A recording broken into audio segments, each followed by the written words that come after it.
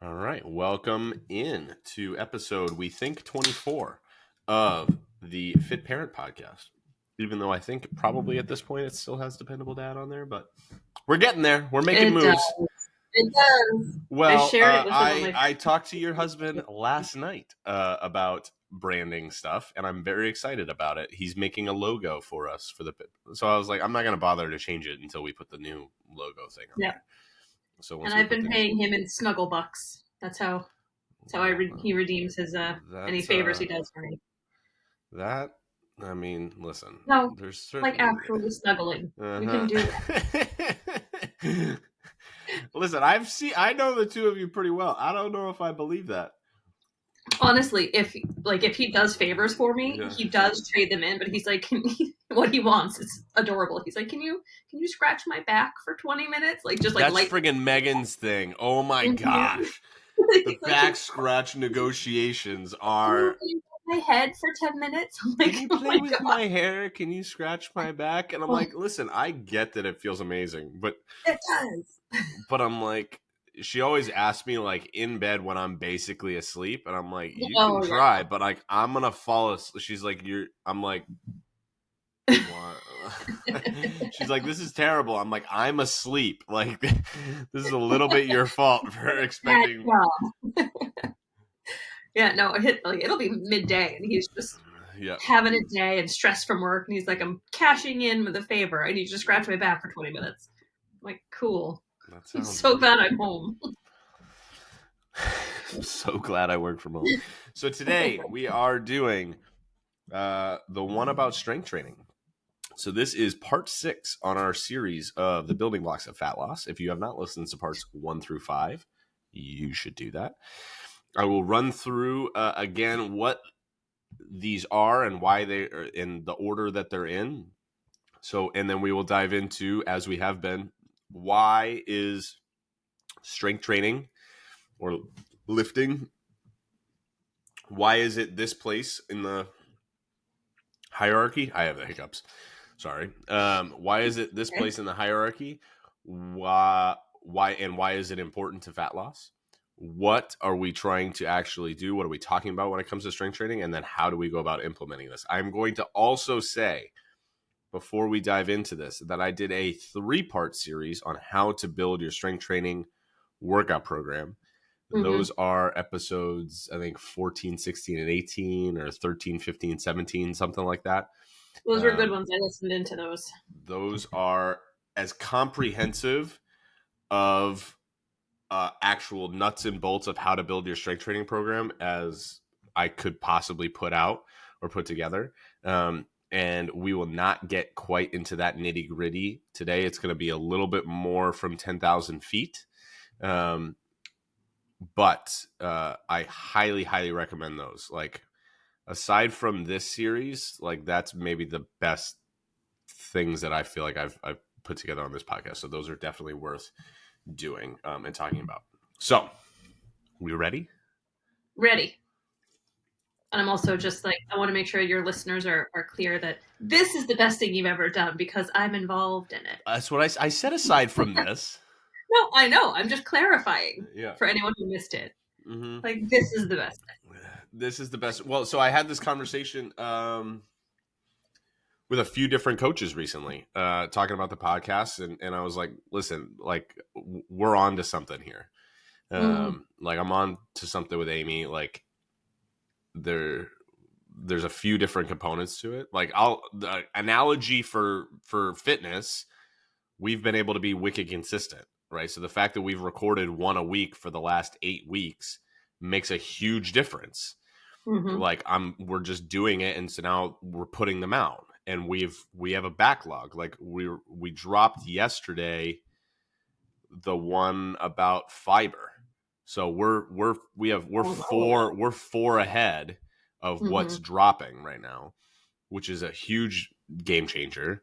I think that what we're doing is working fairly well, at least on my end, and I'm proud of what we're putting out. And so I was talking to a few coaches one of whom I've had on here. If you listen to the episode with Dan Rosenthal, I think he was my first guest. which was wild. So, and Dan's great coach, and he's got, you know, a very large following on social media, is Rose and Train. And he said when he was a guest on my podcast that he wanted to start his own podcast, and that was over like about a year ago, over a year ago. And he messaged me and he's like, "Hey man, like you're clearly doing something well here. I definitely want to start this thing up." And I just told him, like, listen, this is how I've been doing it. And I think that there's something here, and it's different from there's 100 other fitness podcasts out there that are just coaches talk to other coaches, which I think is great. And I like having that, and that will still be part of this podcast. As it should. But having that not necessarily be the primary driver, having this be like the default format, and that being like with special guest so and so. And I've been thinking about this a lot, about like bringing people on, not just to have a conversation, but bring people on for me to almost interview them, and to try to bring on people that are like experts. So like as an example, we just did the one on sleep 2 episodes ago, and I mentioned Nick Lamb as the online sleep coach, as a guy who, and so I want to have Nick on and just do another episode on sleep, but have it from via his perspective. Or, you know, I'm looking at a list, some of my notes from Edmonton, Melody Schoenfeld, who has a lot of, you know, the psychology of eating. And, you know, I want to have people come, like a PT come on that, you know, that I know, you know, like I want to go, everybody's coming on to talk about their level of expertise, because I think everybody has a level of expertise here that is more than me in certain areas. So I want to have the listeners hear from people on different things. But I think almost like TED Talks, but Jeff Talks. A little bit, but having this be the default format and be like, hey, it's we're listening to Jeff and Amy, and yeah, I think we're really onto something. So I've really enjoyed it, and I think that it's been what really we've been fun. putting out has been really good. So that was, we're 7 minutes in, we haven't talked about it, and that's how this freaking goes every single time. So our listener knows that. Our listener knows. Listen, we're peaking. We're peaking. we're moving up. Moving on up. All right, so we're going to talk about lifting. So this is number 6 again in the hierarchy of fat loss. So let me run through them again in order. So again, this is in order of importance. So number 1 is a calorie deficit. Number 2 is sufficient protein. Number 3 is fiber. Number 4 is sleep. Number 5 is movement, aka walking. Number 6 is strength training, and number 7 is cardio. And again, all of these are the components of it. It doesn't mean that any of them should not be part of it, or like we're getting into the like, oh, this isn't really that important. They are important. But again, you can achieve fat loss with just the first 2. The next 2, calorie deficit and protein. The next 2 or 3 really, or all of these, are about making that easier and supporting that process. Really about having a calorie deficit and getting sufficient protein. Now, there are other things in the world besides fat loss, but I am, and we talk about a lot of those in the 3-parter on strength training, and we'll talk about some of those today.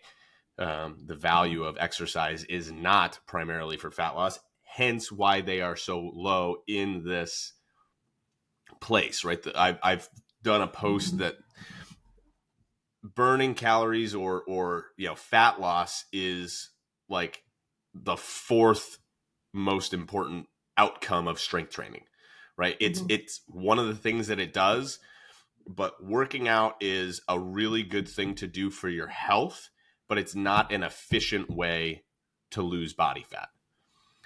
In the idea, and we talked about this a little bit more last week, the calories in versus calories out conversation is important, but you are limited, and this is why walking is so valuable, but you are limited in terms of working out with a cap on, like, there's a point of diminishing returns with working out, where you're not going to be able to do it all the time.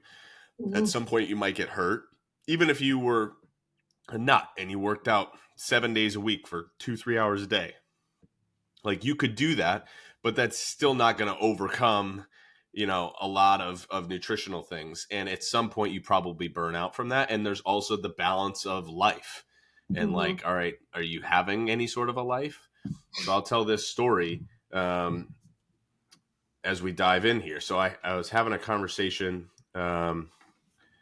with a friend of mine who's in his 50s, maybe late 40s, and kind of a mentor figure of mine. And he was telling the story about he was talking to a buddy of his who was going through a divorce, and he was talking about, hey, like, buddy has a few kids and whatever, and he was talking to his friend, and his friend was like getting in great shape, like working out a ton.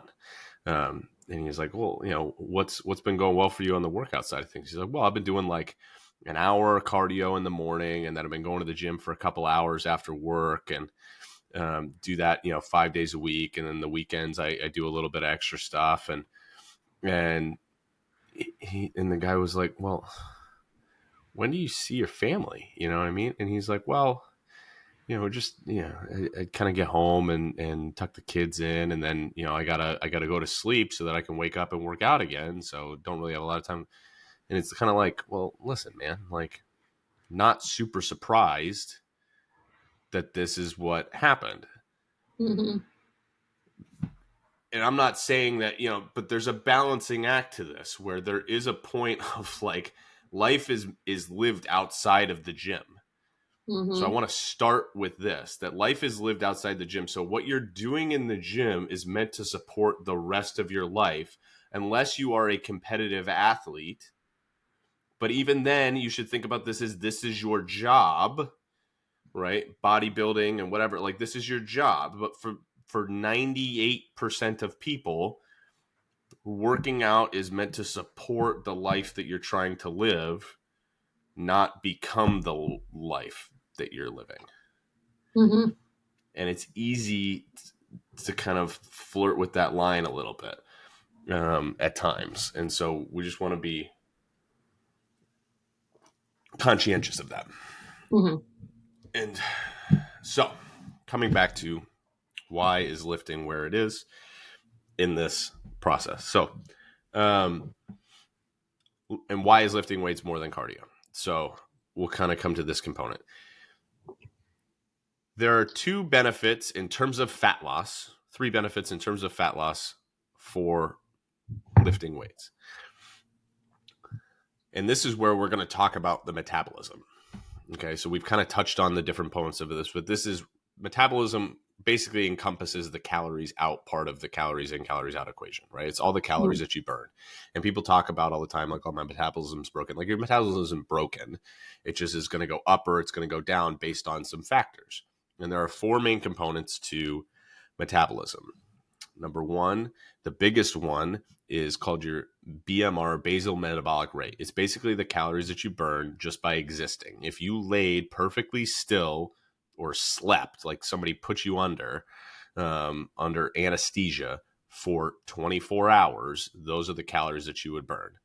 Just organ functions, whatever. Mm-hmm.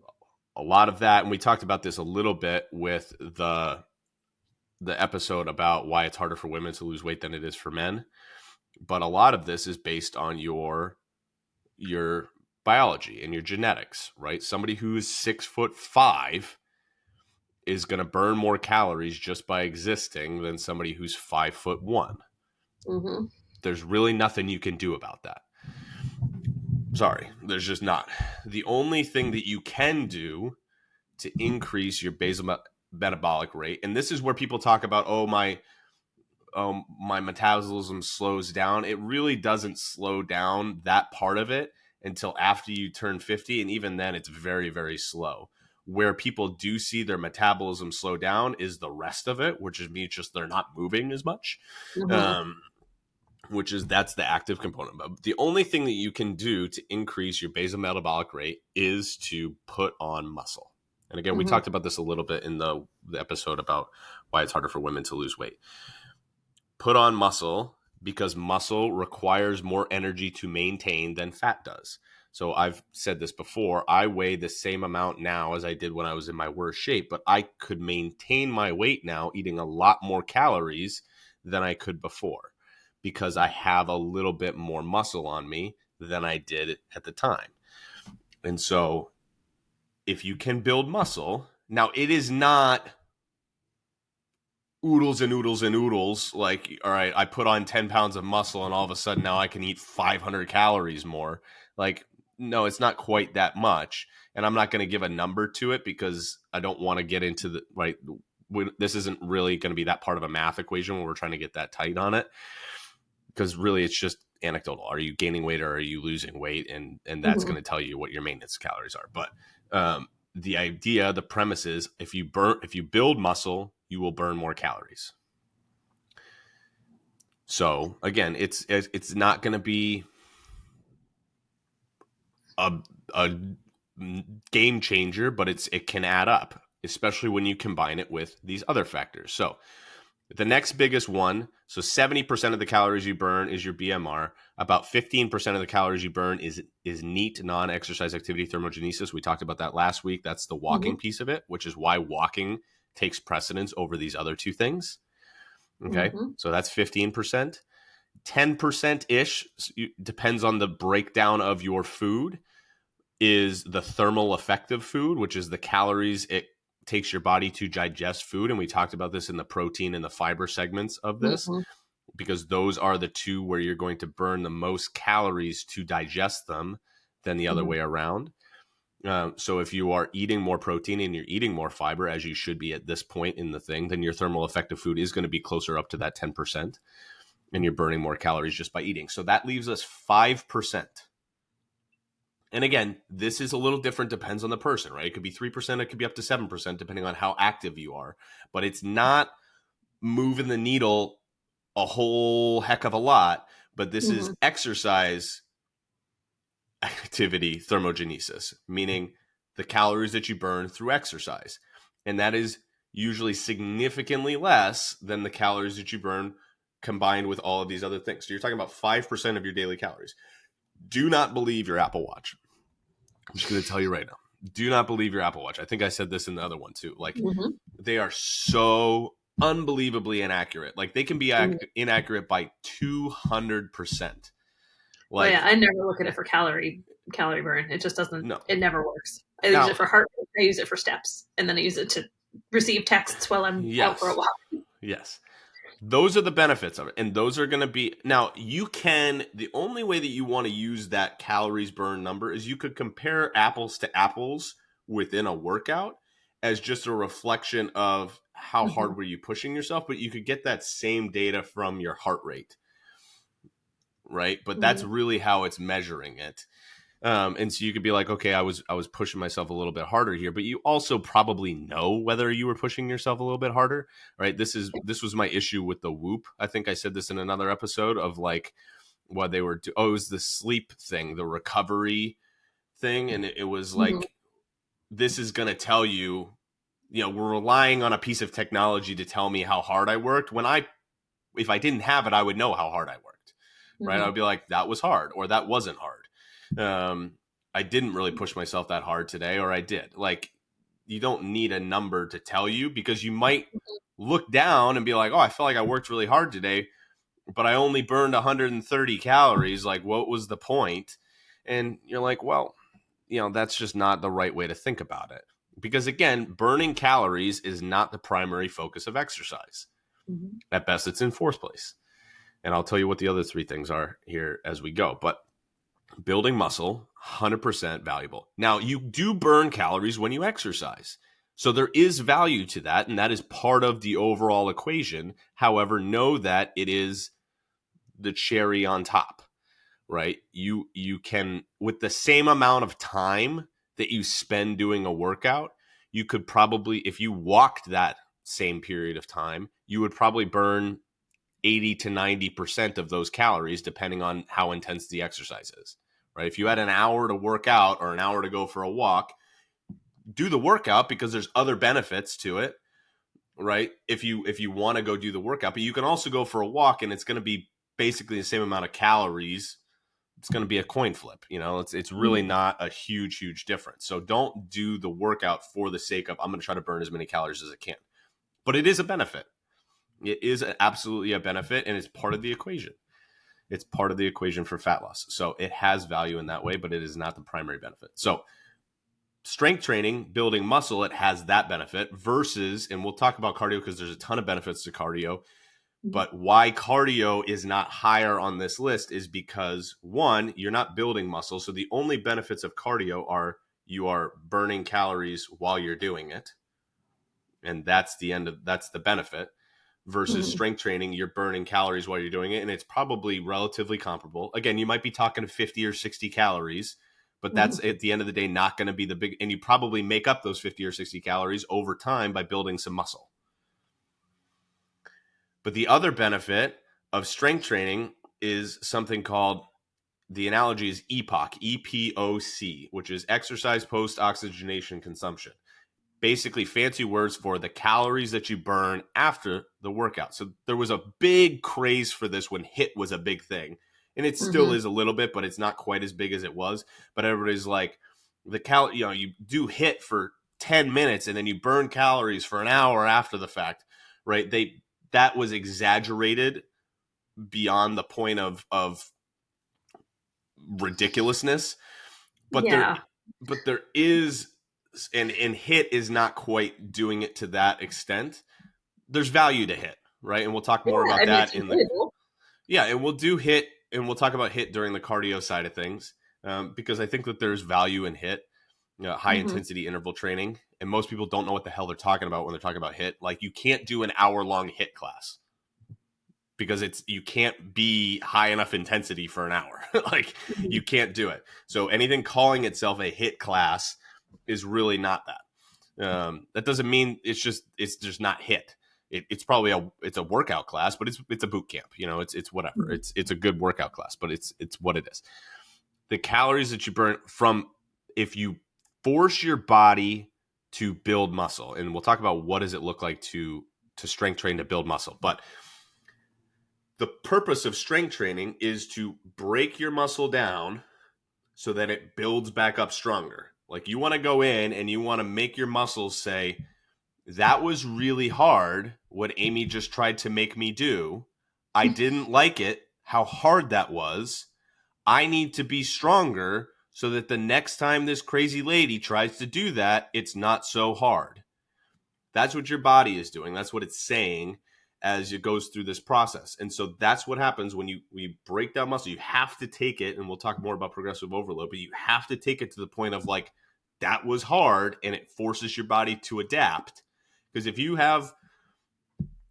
body doesn't think it's hard, it's going to be like, all right, that wasn't hard. I can just keep doing what I'm doing. Like, I don't have to change. But if you force your body to adapt by pushing yourself within the workout, and again, not every workout is going to be a 10 out of 10, and we'll get to some of these things in a second here. But if you force your body to adapt, then the process of rebuilding muscle requires calories. So having more muscle burns calories, but the process of rebuilding muscle also costs calories. That's the EPOC. That's after the exercise for 24 to 48 hours, your body is going through the process of healing the things that you just broke apart. And that requires energy because it's literally building things back up. The little cells in your body are just like, all right, we're working hard. Like, it's like my toddler came in and we built a tower of Legos, and he comes in and kicks it down, right? And all right, I got to put through the effort to either, pick it all back up and then put it back together the way that I want to. And then you are the toddler when you come in and lift. He comes back in. I built it up better than before. He comes in and beats it down again. I'm like, well, I got to build a better tower so that he can't knock it over, right? You are the toddler knocking over the tower. That's what lifting is. I love your analogies. And then, I'm going to clip this and I'm going to send it to Megan because she's like, you say so many analogies and it's infuriating. And I'm like, I feel pretty good about my analogies. Do you keep them in your head or do you come up with them on the spot? That one was new. I've never said that one before. But a lot of them I discover as I'm saying it. sometime, and then I'm like, oh, that was pretty good. I'm gonna like refine it. So some of these things I've evolved, like the dead example, right? I've told that story from the last episode. I've told that story before, and so I've recognized like how to tweak it to make it work a little bit. And I got to hear it several times because that recording was a little rough. But you know what? By the fourth time, it really sunk in. It really sunk in. Really hit home on that fourth go around. Yeah, I'm gonna clip that because Megan tells me all the time that I say too many analogies, and I'm like, it's how I think is in like how do I well, it's how I always used to do it with teaching. Is like how do I convey this topic that nobody cares about in a way that they care about. I think Megan has a little rougher than the rest of us because she lives with you. Oh, that's nice. This is rough to live with. You're not wrong. Because of the analogies. There are some benefits to living with me. I don't know what they are, but I'm sure that there are some. She's still here, but I say this all the time that like every time anybody meets Megan, they're like, "Wow, man, I think a lot more highly of you, Jeff. That you somehow convinced this woman to marry you because it's like my most common compliment is like, I love your wife.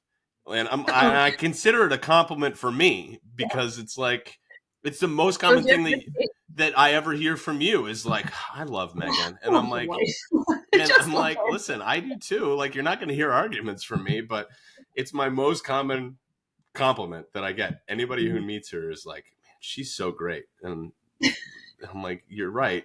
If you say it a couple more times, I'm going to feel really terrible about myself. Like how shocked you are about how great she is. I think it's so refreshing to meet such lovely people. Yes.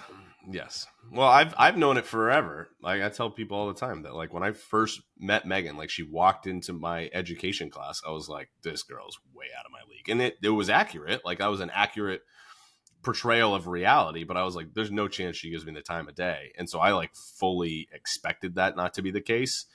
And then she kept like giving me the time of day, being a kind person. And I was like, you suck because your personality is even better than your looks, which are ridiculous. Like you can't have everything. You can't have it all. Jerk. It is a rare combination. Yeah. Yes. Anyway, we don't want to make this all about my wife, although I could talk about her for an hour. We could do the one about Megan. That might be something. The one about Megan. The one about Megan. We'll do that around her birthday. It'll be just my love note to her because she doesn't listen to this, so there's no chance that. Yeah, I don't know. We'll find. Neither is John, so we don't have to worry about talking crap. Oh no! Last night she comes up to bed with popcorn in a bowl, and I'm like, did you not listen to my well, I was like, did you not listen to the episode about sleep? And then I realized it wasn't live yet, but I was like, did you not listen when I was talking? You were here when we recorded that one. Did you not listen to me say like, don't bring food in bed? And she's like, yeah, I'm not gonna do what you say. I was like, fair enough. It makes me like her even more. It's like, I heard you, I'm just choosing to ignore you. It's intentional, Jeff. It's intentional. Yeah, there's something to that. I don't even remember what we were talking about. Okay, so benefits of working out in terms of fat loss is, right, you're going to build muscle. So that's a little bit more of a long-term play, but also the calories that you burn after the exercise. So this is the analogy that I give with this. And a lot of my analogies are money related. If you want to become wealthy, you cannot rely on a 9-to-5 job, usually. Right? The quickest way to wealth is to be able to make money where you're not trading your time for money. Because if you can make money while you sleep, whether it's through investing, right? You're not going to, it's very difficult to accumulate whatever, the $2.5 million so that you can retire and make $100K a year or something like that, right? So $2.5 million is the bench, whatever. It's very difficult to just be like, I'm going to put $2.5 million under my mattress. Even over a 40-year working career, like you would have to make so much money during that time to be able to save that much without the help of investing it and getting a return on that money, whether it's, I don't care what you do, right? The stock, you invest in a retirement fund, or you buy real estate, and you ask Amy to help you buy real estate. And then there's I'm more on. real estate. I'm pitching Amy on her real estate here. Thanks, Jeff. Thanks, Jeff. If you live in New Hampshire, Or Amy's a real Maine. estate, or Maine. There we go. And you know what? Massachusetts too, and she'll get her license. She'll just do it. I'll get a referral fee because I know people in Mass. Yeah. So, or even like for me, like I invest in my business because I think that the business is going to eventually grow to that point. But the idea of quote unquote passive income, that's the active income versus passive income. Active income is you're trading your time for money. I work and therefore I get paid. Passive income is I'm making money while I'm not working. This is how you grow wealth long term, and it's difficult to become wealthy if all you're doing is trading your time for money. The same is true, or you're going to be more efficient at it. You're going to grow your wealth faster, and it's going to compound if you are not just trading your time for calories, which is what often happens in the cardio equation. Again, there are benefits to cardio beyond the calories, but just talking about in the calories framework, okay? If I'm trading my time 60 minutes, 40 minutes, whatever it is, 40 minutes of working out, and I'm going to burn 200 calories. I don't know what the number is. Let's just say it's 200, okay? I can burn those 200 calories with cardio if I just go for a run, and that's then the calories that I burn, right? Mm-hmm. It's 200. Forever and always, it will always be 200. I can lift for that same amount of time. And let's say that it's a little bit less. I do 180, though it could be just as much, if not more, depending on how you're lifting. And we'll talk about that in a minute. But let's just call it 180. But then I'm also building muscle, which is going to burn calories while I sleep, like literally while I sleep. All the time, not just on days that I work out or within 24 hours. Like if I'm building muscle, I have that muscle. It's very difficult to lose muscle. Like it's not a special snowflake that just like it hits the ground and it runs away. Okay. Like muscle hangs on for a while. Okay. So I'm going to have this and I'm going to be burning an extra, let's just say I put on a pound of muscle. A pound of muscle equates to 20 calories of burn a day. You're like, oh, that's not that much. Well, that's the difference between the cardio and the strength training. But you're also burning it on the next day, and the next day, and the next day, and forever. If you take 4 weeks off from the gym, but you're eating enough protein and you hold on to your muscle, then you're still burning those extra 20 calories a day, and that might be more because you put on more than 1 pound of muscle. And then the other piece is that you're also burning calories while you sleep through this EPOC strategy, because like while you're sleeping is the primary time where your muscles recuperate, hence the point of sleep, right? Why it's higher on this list.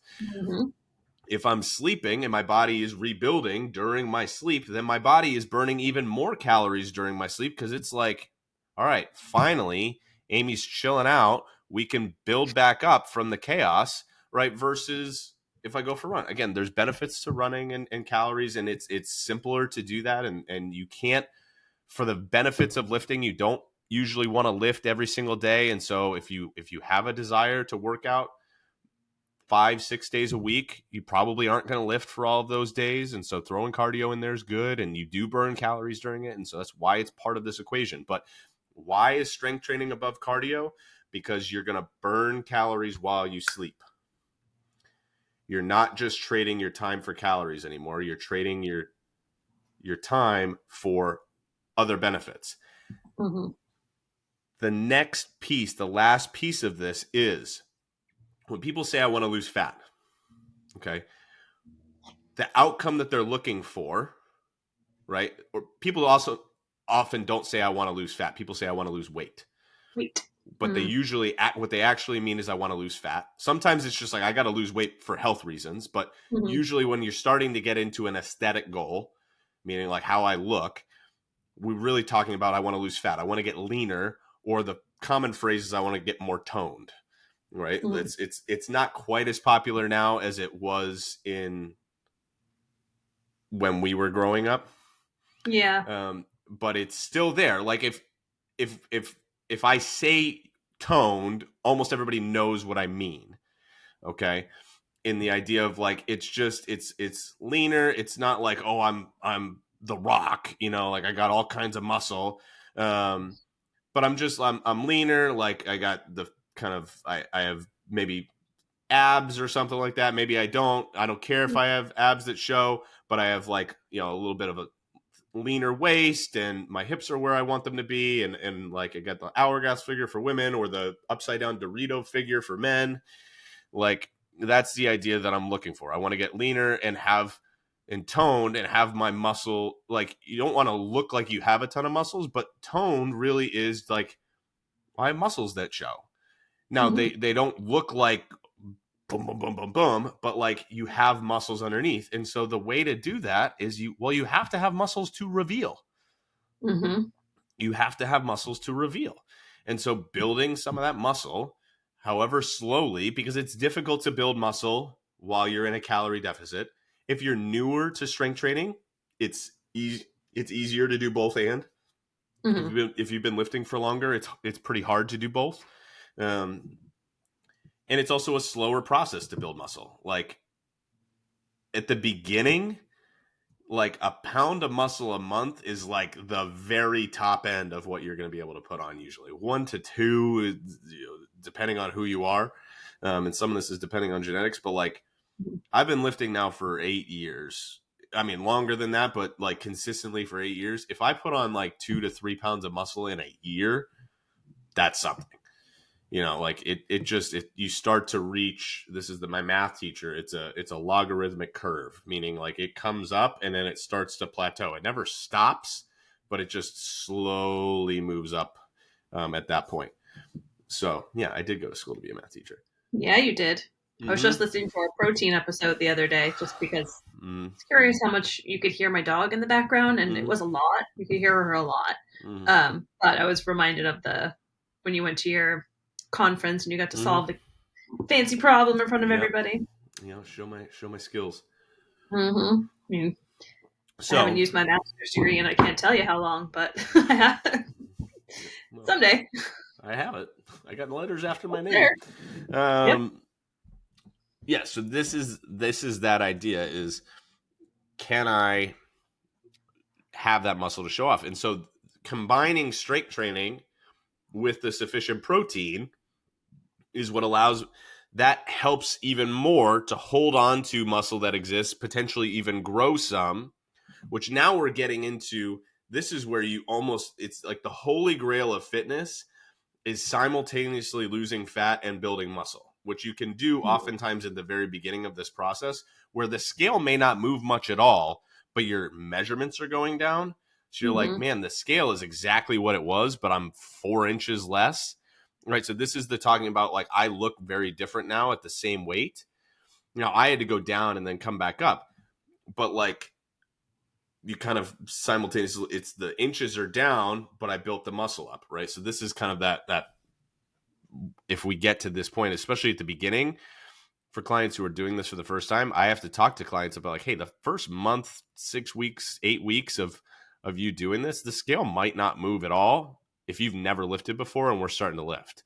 Like your body's going to go, yes, let's do this. Like you're eating Mm-hmm. more protein and you're lifting weights, your body's going to go nuts. And again, the idea behind, and I want to go here and then we're going to talk into like, what does strength training look like? The idea that you are going to get bulky if you lift weights is a flawed thought. And this is why.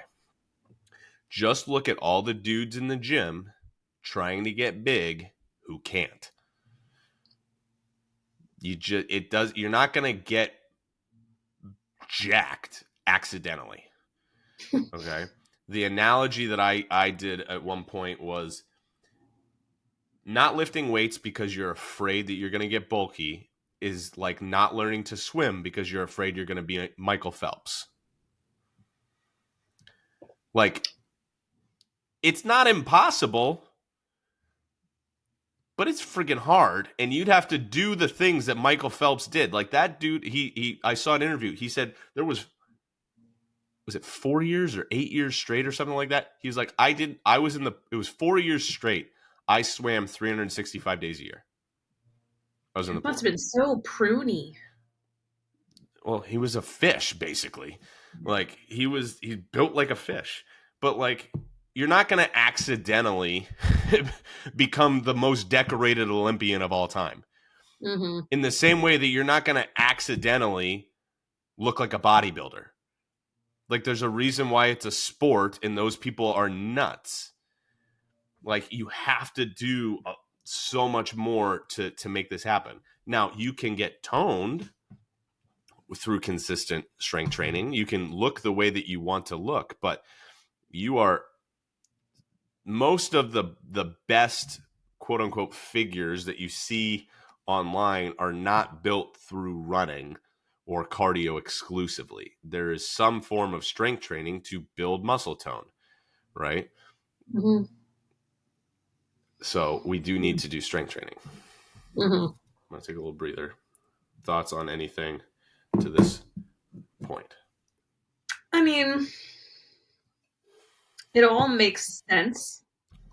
I'm just like, from a mom's perspective, and I've never looked like any of these people online. Mm-hmm. And I've exercised since I was born, Mm-hmm. practically. So I was in dance class and gymnastics and all sorts of stuff like that. I think there is something like it doesn't matter how much I do, I'm never going to look like these people, but I can look like the best possible version of who I'm supposed to be. I'm not going to be a size 0. I'm not built to be a size 0, and I don't want to be because I like food. Well, and so that's the so I'm going to push back on that a little bit. You're not wrong, right? There's some degree that like, and I've talked to Megan about this. Like Megan is 5'4" on a good day, right? And Mm-hmm. she's athletic and strong as heck. Oh my God, seeing what that girl lifts. She is so strong. Yeah. But she was like a soccer girl, and like even when she was running a ton and she was doing that, like she always had, I'm just going to say this, she's always had a great butt. Mm-hmm. Right? She's always had like it's true. it's just sensational. And she's always Sensation.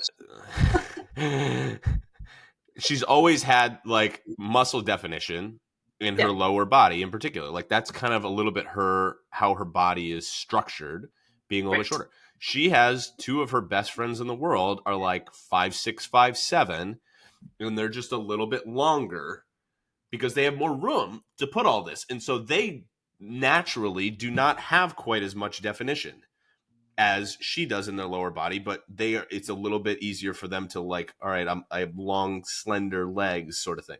Now, she's never going to look like, because it's the big hot, she's not going to look like Taylor Swift because she's not 5'10" or Mm-hmm. however tall Taylor is, right? Like you're comparing apples and oranges. However, you can mold your body to look like something a little bit different than it is. But it's the same idea. Like I'm never going to look like The Rock because my body I'm not 6'3", and so Mm-hmm. I can't hold that much muscle, right? But I could look like a smaller version of Chris Evans, if I was thinking as aspirationally, right? But I'm not going to look like Chris Hemsworth because again, it's different. It's different body structures in terms of bone density and height and all these kinds of things. However, you could find somebody who is kind of your same sort of stature, Mm-hmm. and you could see in shape done multiple different ways. Mm-hmm. So I'll use this height. So these guys are probably all a little bit taller than I am, but it's a similar thing. So I'll use Chris Evans, right? Holds a good amount of muscle especially when he's playing Mm-hmm. Captain America, right? Versus like Matt Bomer. You know who Matt Bomer is? White collar and Oh yeah. Oh, I like him. I think he was in Magic Mike or whatever it is. Like He so was. I think he was in so the he's second. he's lean. Like He's he's lean. very Yeah. lean, doesn't hold like they're probably both the same height, but Chris Evans probably weighs 20, 30 pounds more than him. Now they both Mhm. have six packs, Mhm. right? But it's just a different way that it looks. And so, Mhm. and Matt Bomber could probably look like Chris Evans. And Chris Evans could probably look like Matt Bomber. He actually did at one point before he played Captain America. Yeah. But he chose to like, all right, I'm going to push my body. And he's kind of come down from that sense. Like he doesn't walk around like Captain America all the time. But he's like, I can push my body to hold on to about as much. This is about as much muscle as I could do. And so you can kind of see what your spectrum is based on your size. But like somebody who's 5'3", 5'4", right? You could look at like think about a gymnast as an example, right? Female Mhm. gymnasts are strong as anybody, More right? muscle. And they're smaller usually. Like the tallest ones are like 5'4", 5'5". They have a ton of muscle, right? Like, but they are gonna not necessarily be like what's the Nastia Lukin or whatever her name was. Like she was like a tall gymnast. I think that's her Mhm. name. Right. She was a tall gymnast. She was like 5'8", and she had a very different body type from every other gymnast. And she got like all kinds of flack when she was in it because she's too tall and doesn't have the gymnast body and all these kinds of things. Versus like it was like her and Sean Johnson were like best friends, and Sean Mhm. Johnson's 5'1", and just packed with muscle. And so it's just you kind of need to understand a little bit of all right, where's my spectrum here, Mhm. but also know that like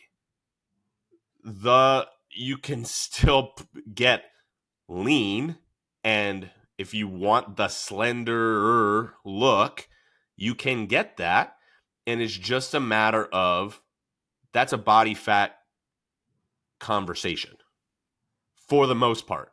There's a limit, just like there's a limit on the top end with how much muscle you can put on. There's a Mhm. limit to how low you can go for it to make sense for you, and also with the lifestyle you said. I like food, right? So there's some of it's Mhm. like I'm not willing to do what Chris Evans, Chris Hemsworth, like these guys did Mhm. because I don't care that much to look that way. Yeah.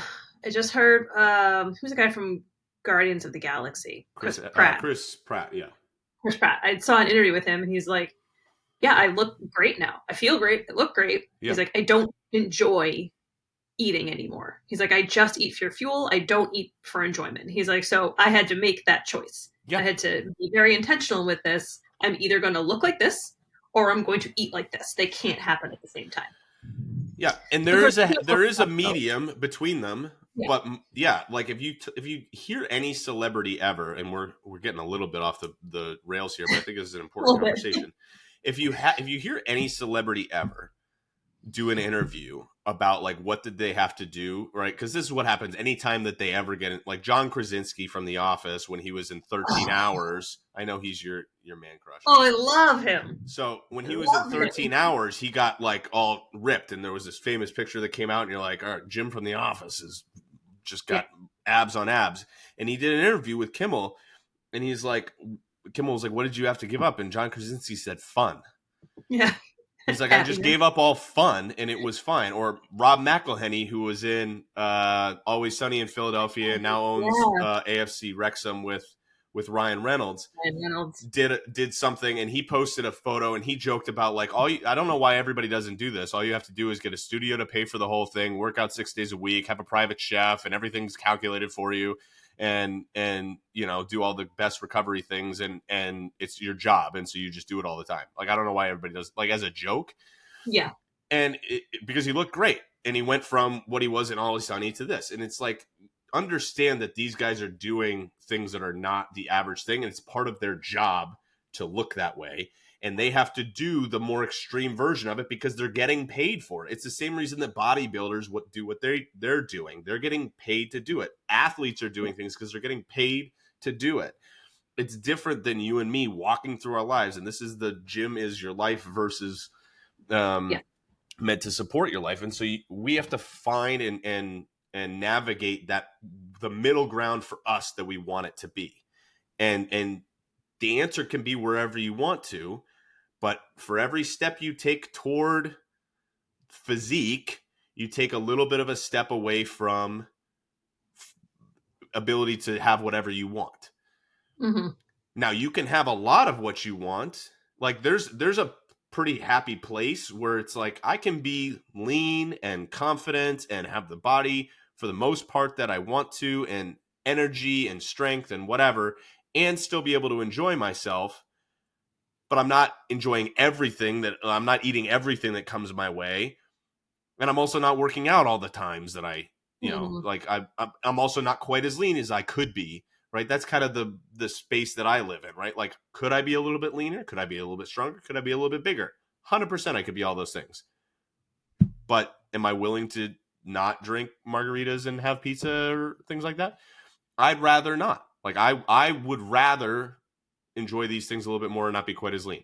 And that's just my Mhm. choice. But everybody gets to find that point for them, but you have to take one step in one direction. I think that was an Yeah. important conversation, but we moved off the point there a little bit. Kind of, sort of Mm-hmm. related to strength Oh, training. 100%. 100% related to strength training. So we're going to bring it back to strength training. As we We should. could go long here. All right. Woo. I'm going to be efficient. Here we go. All right. So, Good luck. yeah. All right. Good luck to me. So, bringing it back to what is strength training? Jeez, 50 minutes in. 21 minutes. What is 50 strength minutes in. training? Wow. We're just, I take We're back so everything I good at said about this. like, no, but I think we'll be able to do this because I did the whole thing about some of the bits and pieces of it. But you're thinking about what is strength training and what is it not, and then what are we trying to get out of this, and how do we actually go into movement? Because most of the how is going to be in those episodes. But Mhm. there is a difference between strength training and working out with weights. There is a difference Okay. between the two. And so this is where we'll talk a little bit about what we're talking about. So if I run currently at the gym that Amy comes to and I still train at, I run classes that are workouts with weights. Mhm. I also run classes that are strength training when done appropriately. Now, you could do them as a workout with weights, or you can Mhm. do them as strength training, and that depends on your perspective. But there's classes that are designed to be strength training, and there's classes that are just workouts with weights. Heat, the class that we have, is a workout with weights, right? This Yeah. is an interval class. You do 30 seconds of work, 15 seconds of rest, twice at each station. There's 12 stations. You go around the thing twice. Mhm. And so some of the exercises are whatever, dumbbell bench press, or like there's strength training, quote unquote, exercises, but it's not strength training. Okay. Because strength training is going back to the conversation that we had earlier, which is you have to force your body to adapt to what it is that you are doing. That is the definition of strength training. I am getting stronger in one of the areas that I could be getting stronger than I was the last time I came in. Working out with weights is really just cardio adjacent. Mhm. Okay. It's good movement, but Yep. heat is a cardio class. It very much is. I actually It, said that the other day. It's such a good cardio workout. it's a cardio class that introduces you to some strength training movements, Yep. but it's a cardio class. Okay. Body pump is a Oh, cardio class, it is cardio. right? If you've ever done Les Mills body pump, Mhm. boot camp classes, right, are a cardio class. HIIT classes generally, every Peloton workout generally is, even the strength training ones are Mhm. cardio classes, unless you do the same, like you can do them as strength training, and I'll talk about how that works. But generally speaking, these are cardio with weights Mhm. to some degree. If you are the difference between working out with weights and strength training, and again, neither are bad, but I'm trying to draw the line of distinction here for what we're talking about in terms of getting the extra benefits of strength training that are different from the benefits of cardio, getting the muscle building and getting the exercise post-oxygenation consumption. Those two things come from doing a concept called progressive overload. This is the fancy word for I am getting systematically better at the same things. So let me give an analogy again here.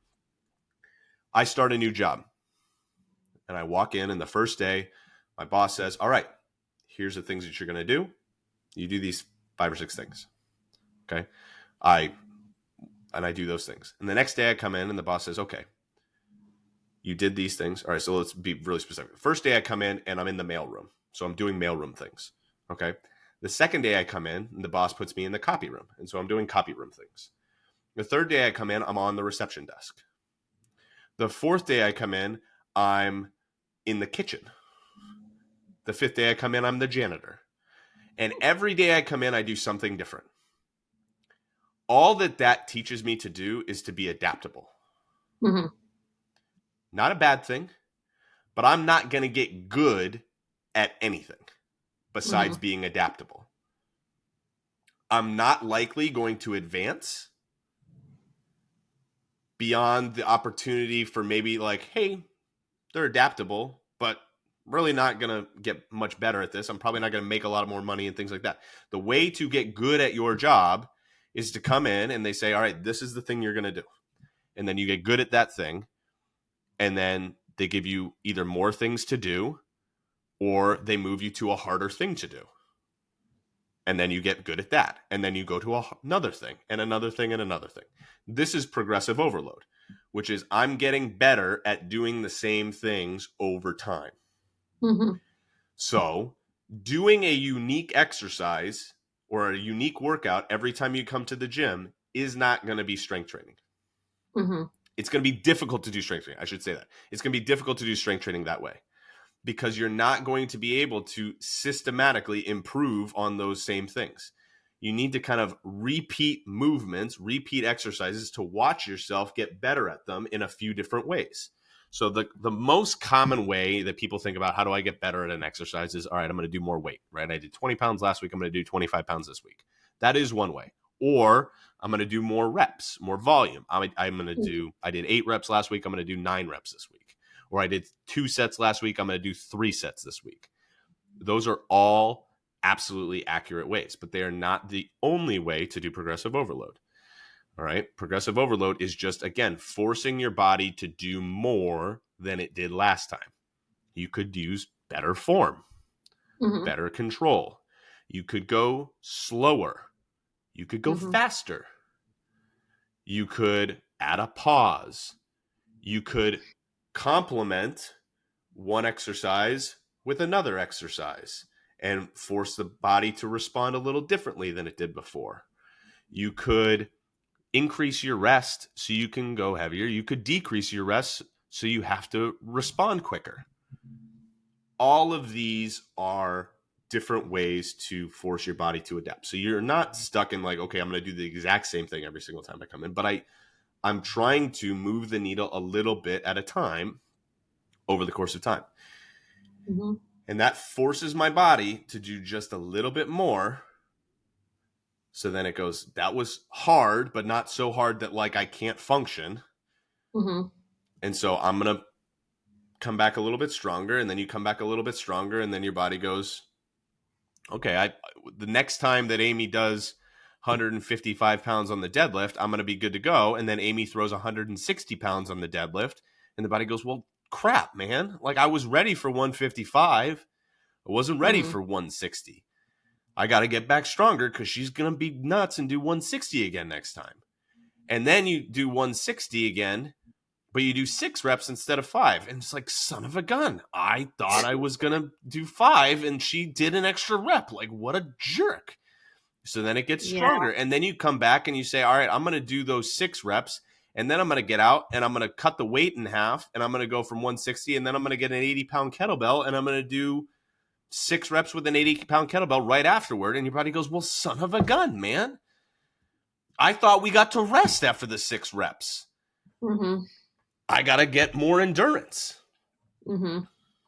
This is the concept of progressive overload. Can you speak at all?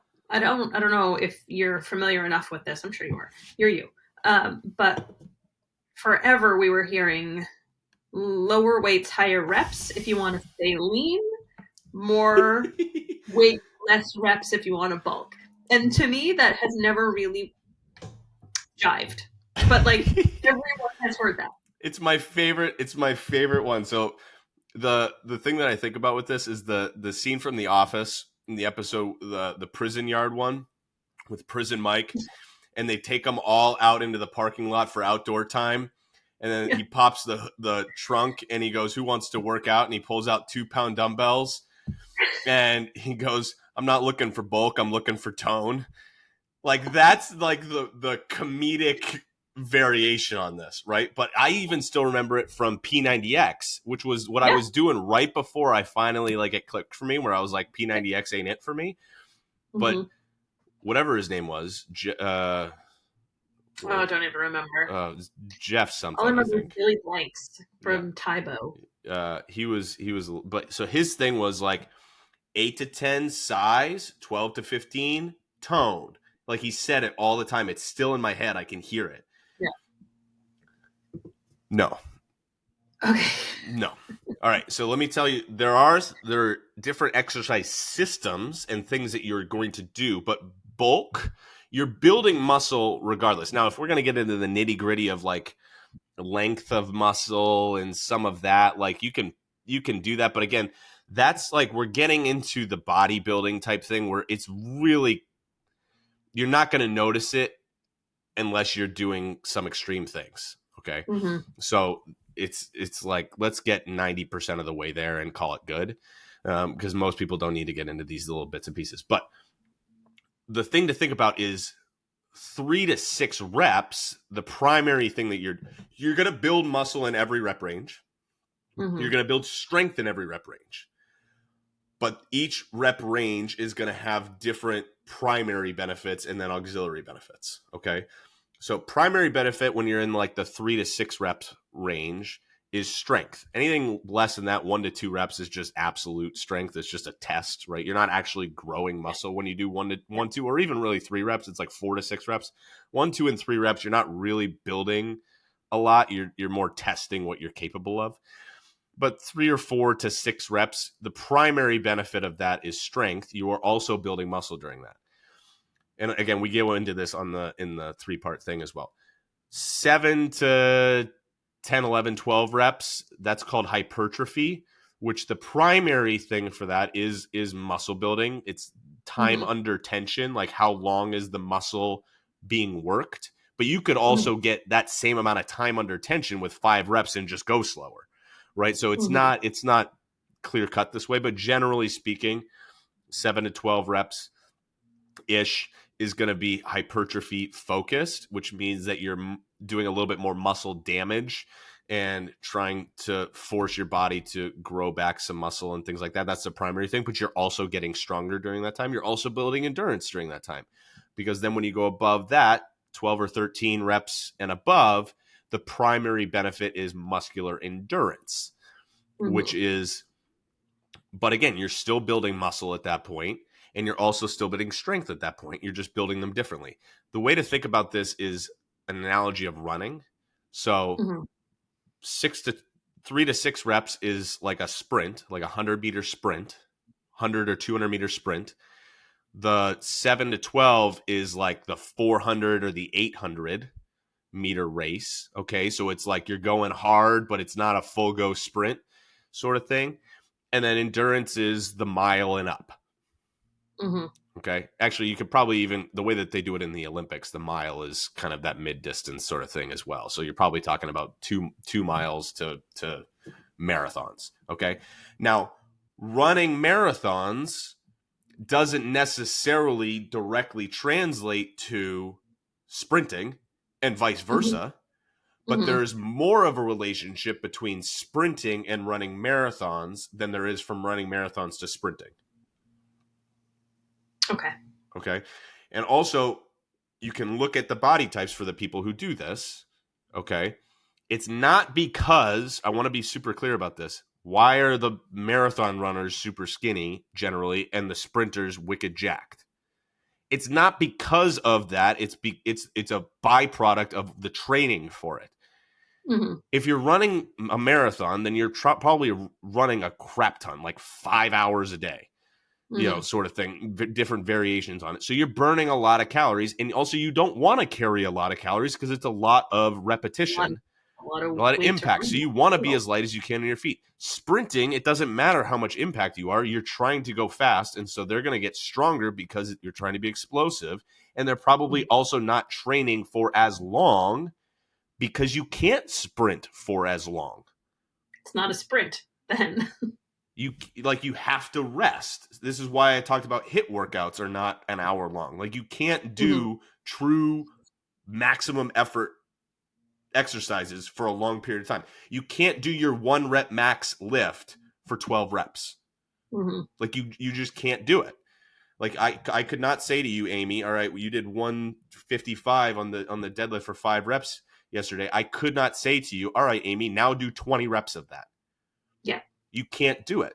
You have to 5. change the variables. And so they all have a benefit. All should and can be part of a strength training workout.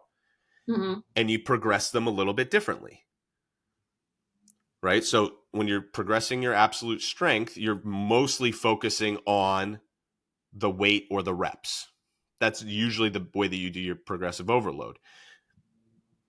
Part of your work. So like the typical order, and I don't want to get too in, the typical order is like you go strength first, then you do your hypertrophy, and then you do your muscular endurance. So you do a couple, and this is how we do it in glute camp, right? So you come in Mhm. and you guys do your lift, everything's 5 reps, and then we do Mhm. some form of hypertrophy. And so that's usually where we play around with different ways of causing muscle damage. Hey, you're going to go slow here, or you're going to do a drop set, or you're going to do something different in that rep range as well.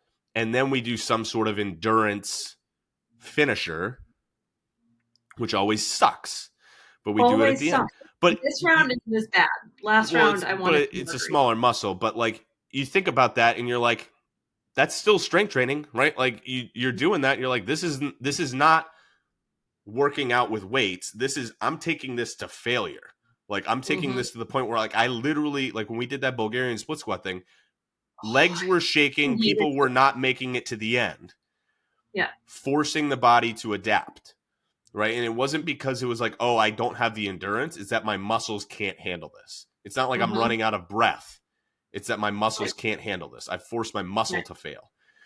So this is the concept of progressive overload. And it's, you don't want to go to true failure every time because that can be dangerous, but you want to push yourself to the point where you're like, the phrase is rep and reserve. So like I could probably do one more repetition with decent form, but I'm not 100% sure I could do one more rep with decent form. I definitely could not do 2 reps with good form. But Yeah. like that was my last one where I'm 100% confident my form's on point. That's where we Mhm. want to get to. Where you can come back the next week, right? Because you don't want to get hurt. The number one rule of training is don't get hurt because then you can't come back and lift the next week. Okay. Yep.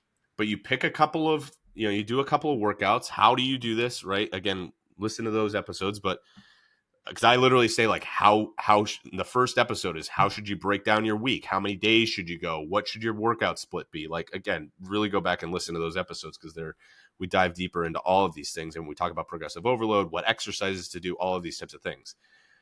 But the idea here is we need to push our body muscularly past the point where it's comfortable. Mhm. So if you are constantly coming in and doing the same weight over and over and over again in the same reps, like this is why those classes can be not as effective, is because if you're doing a different thing every time you come in, then it's tough to know like, oh, what did I do the last time I did this exercise? And maybe we're not doing it in the same order, or it's a different place in the workout, or we're doing a different number of reps. So like what weight do I use? And so we usually err on the side of caution. And so you get somebody who's in there still using the same 15-pound dumbbell for a year. Mhm. And so this is why when we do strength training in the form of a small group, if you're going to do this, because I think the community piece is super valuable, but there's not a lot of places where we do it. And I've kind of bullied up our groups, and I'm like, I want you guys to know that this is not a common thing for you all to be in here and lifting the things that you're lifting. Like this is not common in a small group setting anywhere in the country.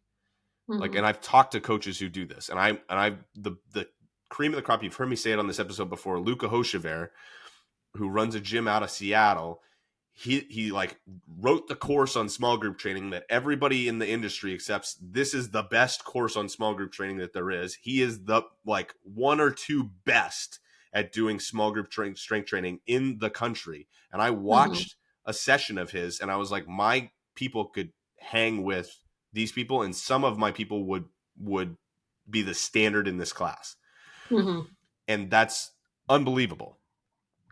But that comes from doing the same stuff over and over and over again. Mm-hmm. And so we'll do like at a minimum a month. Okay, so there's a threshold between variety that keeps you engaged and progressive overload. Okay, so you don't want to get bored where you don't want to go in. Okay, but if you can get over the variety of the spice of life thing, I've said this before, variety is the spice of life, but you don't just eat oregano. Okay, like you have to have something that you're putting the spice on that Yeah. adds to it. And so you have the meat and potatoes. There's only 20 good exercises or so, and there's just different variations on them. So you're doing the same things, and you're just kind of progressive. I did the same workouts for, it was like 10 months in a row. I did the exact same workouts. And I added 1 rep to 1 set out of 3 or 4 sets every week. I added 5 pounds to 1 set. You know what I mean? And it just slowly. Mm-hmm. So over the course of 6 months, it's like, oh, that's not a lot. But over the course of 6 months, my Bulgarian split squats went from I'm holding 60-pound dumbbells in each hand to I'm holding hundreds and I'm wearing a 40-pound weight vest. And it's just like you just slowly move the needle. And it's the same thing with fat loss. Like, oh, okay, like I didn't lose 7 pounds this week. Like, what a bummer. It's like, well, no, but if you lose a pound a week for 6 months, that's 26 pounds. Most Mm-hmm. people are not in the place where they're like, I got more than 25 pounds to lose. Or drastically more. If you go for a year, I got 52 pounds. Like most people are not in the place where I got more than 50 pounds to lose. That doesn't mean that you Mm-hmm. don't, but most people are like, I don't, I'm not here trying to do nuts things. So just be patient and stick with the same thing. But so a month is like the shortest amount of time for you to be able to see progress. And so that's what we do with our small group stuff is I'll like, all right, this is the workout for the month and I'm going to progress you through it. And you see people make strides over the course of that month. But honestly, Absolutely. we could keep going. Like most of the Yeah. time we get to the end of the month and I'm like, we got people who still are making like leaps on these Mm-hmm. exercises. And now I mix it up for the sake of variety and to keep people engaged. And you have to thread that needle a little bit where you want to keep yourself engaged enough to want to come in and do the workout and get the work in. And you don't want to just be dreading it. And especially when you do the same things over and over again, it's like, I know that Tuesday's workout is hard and I don't really want to, like it's sometimes hard to do that. And so variety can, oh, that's fun. Like it's something a little different, Mm-hmm.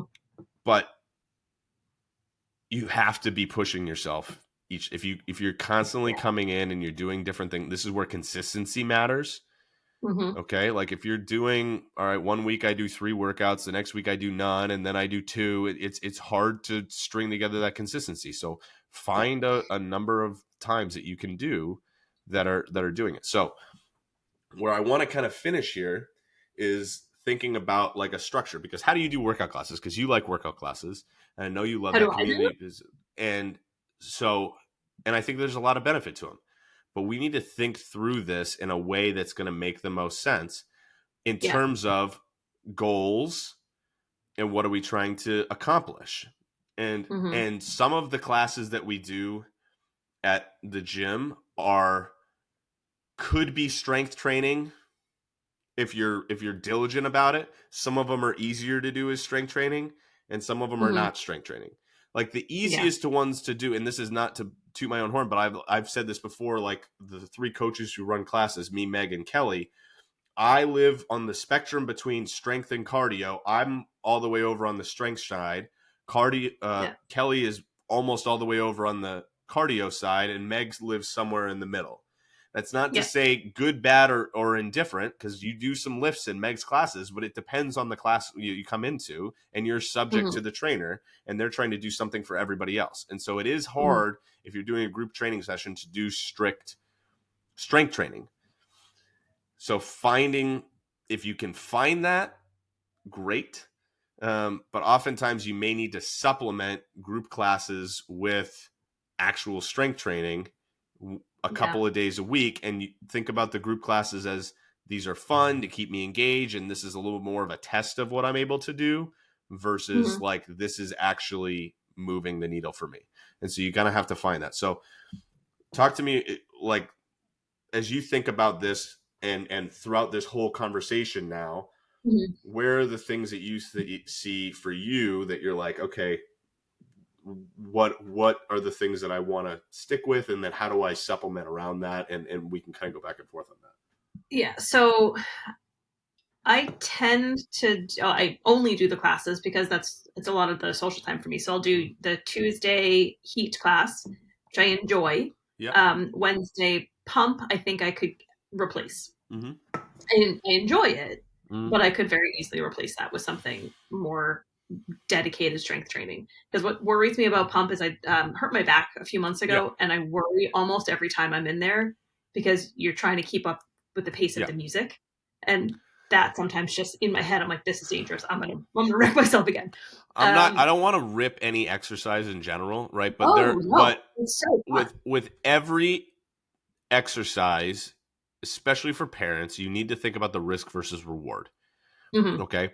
And doing repeated movements for time over and over and over again, particularly ones that are not necessarily joint friendly, right? And adding weight is potentially a place for now pump is can be good or bad, but there are definitely some exercises I've told you before. There are some exercises in pump that are objectively not good exercises.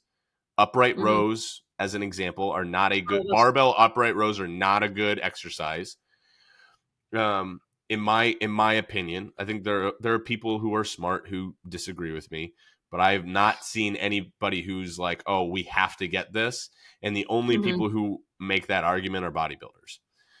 Mm-hmm. I've never had anybody who's a functional coach be like, upright rows are really keeping all my clients rocking and rolling.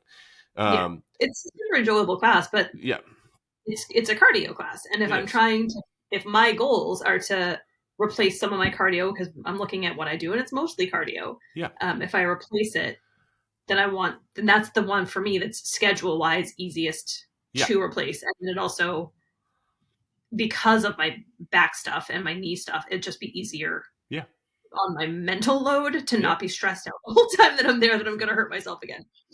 Thursdays I do your glute camp, which that week All lower can body. all lower body, and I'm keeping it because we've talked about this before. I'm very happy with Yeah, the results that I've seen from doing that class. I know it's from that class yeah, because it's the specific areas. yeah. And then Fridays is boot camp, which again I could swap that out. I am never giving up my Saturday morning As you combat shouldn't. class because that's my joy. Like Yeah, I love going. yeah, So, and that's 100% cardio. There's yeah. nothing else to it. So listen, this is the idea that we're talking about here, which is like exercise in any form is good, right? So Mm-hmm. I'm never going, but it's if we're talking about like, hey, how do I optimize this a little bit, Yes. right? So if you're looking at the current schedule, you have 4 cardio to 1 strength training, and that strength training is only your lower body. And now Correct. you like the boot camp class, like if you're talking about Meg's classes, so she has a Monday class that's amped up, that's a little bit smaller, and that tends to be a little bit more strength. Like even for Mm-hmm. her, like that tends to be closer to the strength end of the spectrum. The boot camp class, because there's more people in there, tends to be a little bit more cardio driven. Mm-hmm. Not good, bad, or any indifferent, right? But in terms of what you're thinking about for your goals, might not be, if you're thinking about that. So one, if you're going to keep glute camp, we need to get an upper body workout in there. Yes. Okay. So not even a total body, like a strictly, this is your upper body workout. You got to get one in there. And so whether you do it on Wednesday, you can do upper and lower body back to back. If you're, again, practicality trumps perfection. Central nervous system wise, like doing an upper body workout Wednesday afternoon versus and then going into a lower body workout Thursday, like you'd like a little bit more recovery if you could, but Mm-hmm. practicality trumps perfection, and you have to do what makes the most sense for you.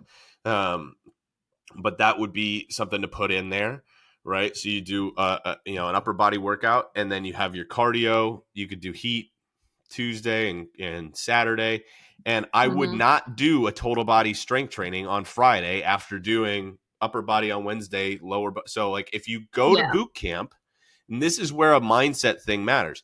You go to boot camp and you're like, this is a cardio day. Mm-hmm. Even if there's lifting involved, you're like, I'm not doing this to try to push the envelope. Or heat. I'm not doing this to try to be like, how much weight can I lift? I'm doing this to get my heart rate up. Mm-hmm. And that's what I'm doing this for today. And if you have that mentality going into it, because you have to then have enough in the tank to lift heavy, hard, challenge yourself during your lifting days. Mm-hmm. It's very, very challenging to lift, actually strength train every single day of the week, particularly Mm-hmm. unless you're doing a true muscle split, like chest, you're doing all chest, all biceps, which unless you're a bodybuilder, not worth your time. The Yeah. most I would split yourself up is lower body, upper body, or push pull legs, which again I talk about in the other episode. Um, Mm-hmm. but you need to be able to go hard during those Mm-hmm. and take your muscles close to failure. If your muscles are tired just from doing a lot of reps, then it's going to be harder for you to push them on those days. And so the cardio days are there to kind of help serve the lifting days. Now, if you were going Mm-hmm. to like in an ideal world, I probably wouldn't do just an upper body and a lower body in a week. Like I would probably see if you could throw a total body in there.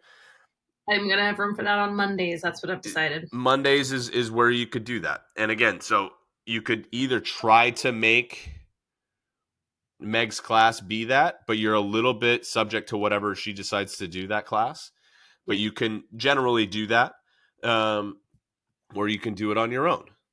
And Yeah. then you have, because again you have the community aspect of it on 3 other days. Yeah. If you did Tuesday, Thursday, and Saturday, and so you do Monday, Wednesday on your own. And again, that's probably the top end of how much working out, like again for that life balance piece. Right. I'd rather Yeah. you Just do swap the days. less and do it consistently than Mm-hmm. overreach and not be able to stick with it. You can always add more down the road. Yeah.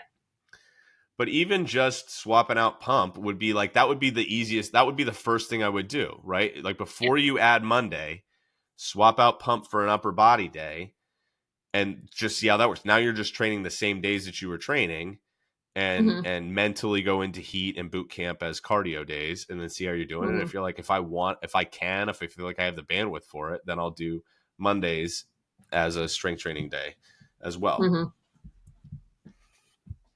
I'm gonna give it a shot. But that's kind of the concept here is um, strength training does not have to be long. I'm going to say this, right? Like you can get a solid strength training workout in 30 to 40 minutes with a warm up. You can get your heart rate up if you put stuff together. Again, listen to these episodes for how I build this up. But like if you're strength training hard, you probably breathing heavy. Like if you're getting Mm-hmm. that, like you experience it during glute camp.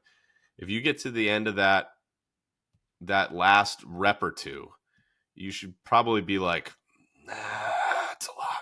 Like Mm-hmm. that feels like kind of the end of what I'm able to do right there. Mm-hmm. And challenge yourself. Like there's something really, really empowering about getting strong. Mm-hmm. So this is the last piece that I'll get to. So I said before that burning calories is um, not the primary benefit of exercise. At best, it's in fourth place.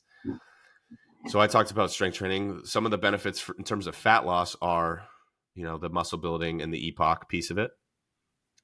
Fourth place is the burning calories. What's the thing that's missing? And I would argue that there's actually two things missing. So I said it was best fourth place. It's probably fifth place. There's two things missing.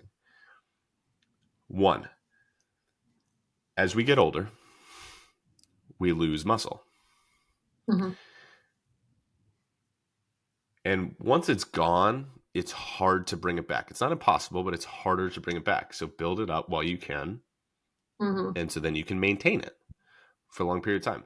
Your husband John always talks about Mark as like the gold standard. So Mark's like 67, and he comes to glute camp and he deadlifted 220 pounds Yep. yesterday. Yesterday for 5 reps is just strong. But that's an indicator that he's been taking care of himself for his whole life. Like Right. it's difficult to get to that point if you haven't been doing it. So why is that important? Well, and we've talked a little bit about this, but like, the twins are at my mom's house right now, and my mom just turned 63 last week. My mom can get down on the floor with them, and she's trying to get stronger. Like, she's coming and work and lifting with me because she's like, I got to get stronger Yeah. now, because she's kind of been in and out of it, but she's never really done the progressive overload strength training thing. And I got my mom down there, and I was like, listen, love you, and I'm really happy that you're doing this, because this is what helps you to prevent injury. Like, muscle is your body's body armor. It's what helps prevent injuries. And it's the difference between how you live the rest of your life. There's a there's a pretty popular tweet that went around, and I just saw it the other day again. It was a woman who posted this, and I loved it. She said, training for my summer body. I'm gonna curse. You've never heard me say this word. I don't know if I can do it. You've never You heard can me do it. say. I have faith in you. She's like, training for my summer body. Fuck no. Training for my old lady body. I have to quote her directly. Training for my old lady body. Strong bones, long longevity, right? Yep. Being able to like get up and down off the toilet when I'm older. Like, you don't, this is going back to the money analogy. You don't become a millionaire in your 20s. But you can make yourself a millionaire in your 60s in your 20s. You don't forever, you don't become lifelong strong in your 20s, but you can certainly start yourself down that path in your younger ages, right? And so building that strength makes a huge difference in terms of just like your ability to do the day to day. Like, for my kids to be able to like and prevent injury and just feel good in your body, and be able to do things, right? To be able to say yes to whatever comes my way. Daddy, silly pickups. That's my son's favorite game. Like, just pick them up upside down and flip them around my head, right? Like, I don't want there to be a hesitation to be able to do that.